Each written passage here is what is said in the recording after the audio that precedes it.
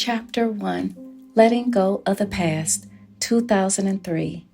While staring in the mirror, I was uncertain about many things. My heart was full of courage as I washed my face. I wondered to myself, how did I get here? I thought about the box of photos I had placed underneath my bed, which had captured the memories of the days. I traveled many miles to find the purpose of why I was here on earth. As I reflect back a few years, I remember it was early winter of 2003 when I came to the conclusion that my life had to change. While I laid there in the still of the night, tears fell one after another onto my pillowcase. I was afraid of living on my own, dating and struggling with the loneliness of how my life was going to end. After divorcing Saul, I needed to find some new dreams and stop looking back in the past. Once I took that leap of faith and moving forward, my life was transitioned to living on my own as a single parent. I was not confident in making good decisions, but I believed that God did not bring me this far to leave me. While working at World USA every day to make ends meet, things just did not seem clear to where I was heading. I strived very hard to be the best that I could be in my position at work. There were times when I felt amazed at how I could apply creativity to certain tasks that was assigned to me. My creativity was noticed by upper management, thus allowing me to be rewarded monetarily for it. I asked myself whether I should pursue school again. Maybe I can attain a degree and earn higher pay. Well, I kept putting it off, and with the demanding job that I had, there was always a project going on to allow overtime. Although I did not feel emotionally ready to date again, I decided to give it another chance. Lana introduced me to a gentleman. She and I have been friends for approximately 10 years. I considered her as one of my spiritual sisters. Since I am a Christian, I admit that it was pretty risky and scary at first when I discovered the fact that my suitor was a Muslim. I didn't quite think much about it after Lana painted a nice picture.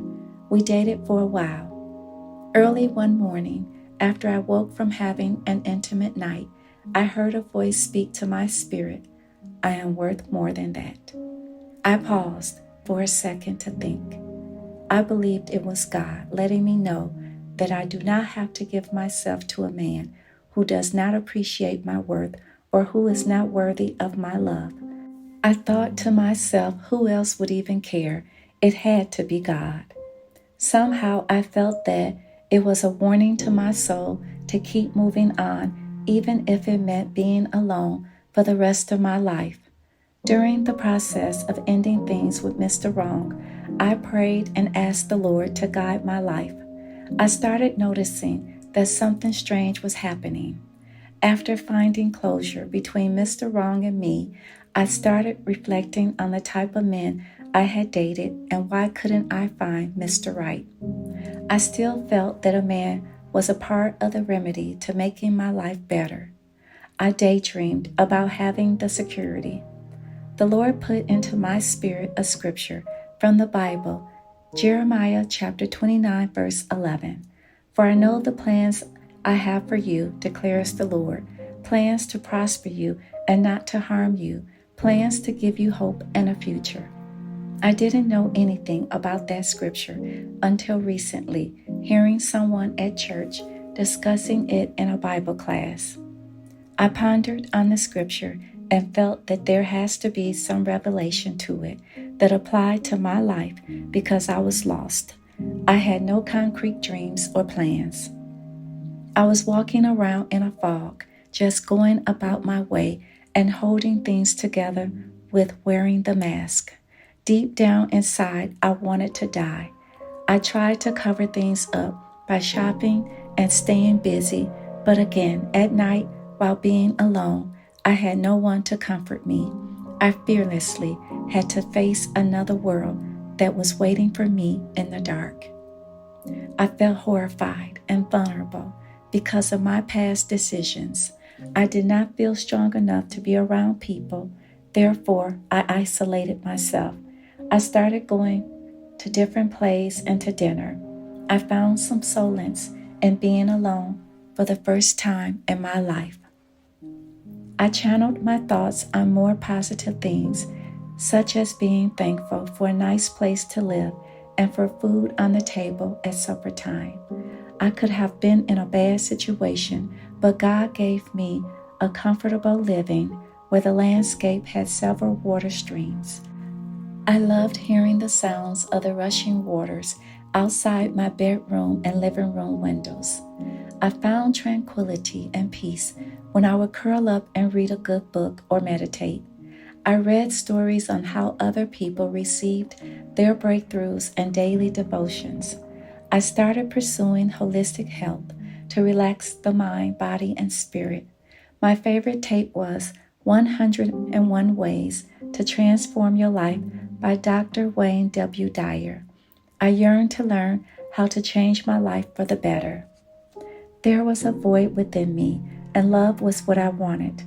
The reason why I couldn't move past thinking that I needed a man was because I never had my father's love. He was in my life when I was an adolescent. However, our relationship was unhealthy because of his antics and perverted mind. I thank God for protecting me and allowing me to get away from him.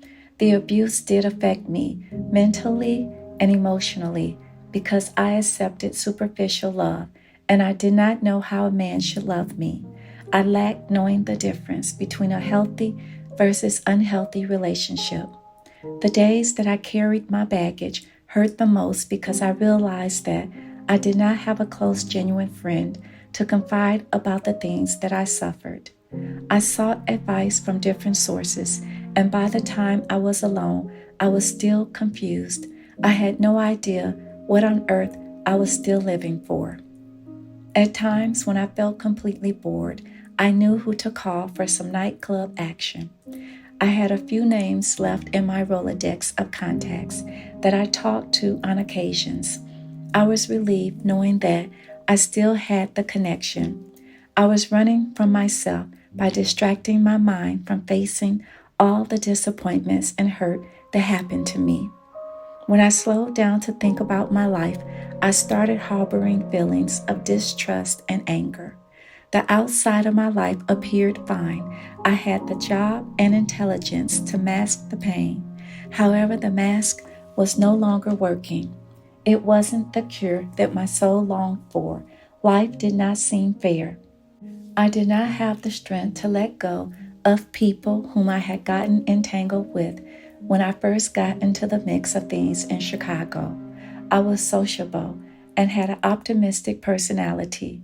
I would meet people that seemed to have some of the same interests as myself. I enjoyed having fun, taking trips, shopping, and eating at some of the finest eateries. It is very hard to trust people, and after you bond with someone and they hurt you badly, it could damage the way you perceive life and other relationships.